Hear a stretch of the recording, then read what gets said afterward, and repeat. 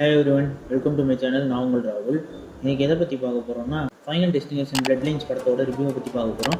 இந்த படத்தை பற்றி சொல்லணும்னா ஏற்கனவே எல்லாருமே ஃபைனல் டெஸ்டினேஷன் பார்த்துருப்பீங்க. அதில் மரணத்தோடு எப்படி போராடி ஜெயிக்கணும், மரணத்துலேருந்து தப்பிச்சாங்களா இல்லையான்றது தான் எல்லா படத்தோட கதையாகவே இருக்கும். அதே மாதிரி தான் இந்த படத்துலையும் எப்படி மரணத்தை ஜெயிச்சு அவங்க தப்பிச்சாங்களா இல்லை மரணம் அவங்களை அழிச்சிருக்கா அப்படின்றது இந்த படத்தோட கதையாக இருக்குது.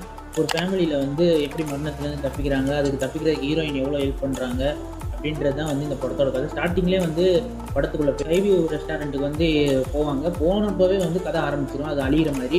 அது பார்த்தா அவங்களுக்கு கனவுல டிஸ்டர்பன்ஸாகவே இருக்கும் ஹீரோயினுக்கு. அது என்னன்றதை போய் பார்க்கும்போது அதுலேருந்து தப்பிச்சது தான் அவங்க பாட்டி. அவங்க சொல்லுவாங்க, இந்த மாதிரி உங்களை சும்மா விடாது, இந்த மாதிரி மரணம் உங்களை எப்படியும் கண்டிச்சிரும், அதுலேருந்து தப்பிக்கிறது ரொம்ப கஷ்டம் அப்படின்னு சொன்னோடனே ஹீரோயின் அவங்க ஃபேமிலியை காப்பாற்றுறதுக்காண்டி போராடுறாங்க.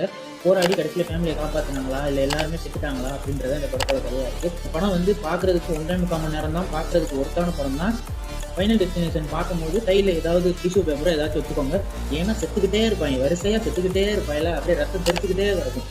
பொழுது போகாமல் இருக்க வீக்கெண்டில் பார்க்க ஒரு ஒர்த்தான படமாக இந்த படத்தை நான் ரெக்கமெண்ட் பண்ணுறேன். பார்த்துட்டு எப்படி இருக்குன்றதை கமெண்ட் பாக்ஸில் கமெண்ட் பண்ணுங்கள். நெக்ஸ்ட் வீடியோவில் பார்ப்போம். Stay safe. மறக்காம சர்ப்ரைஸ் பண்ணுங்க.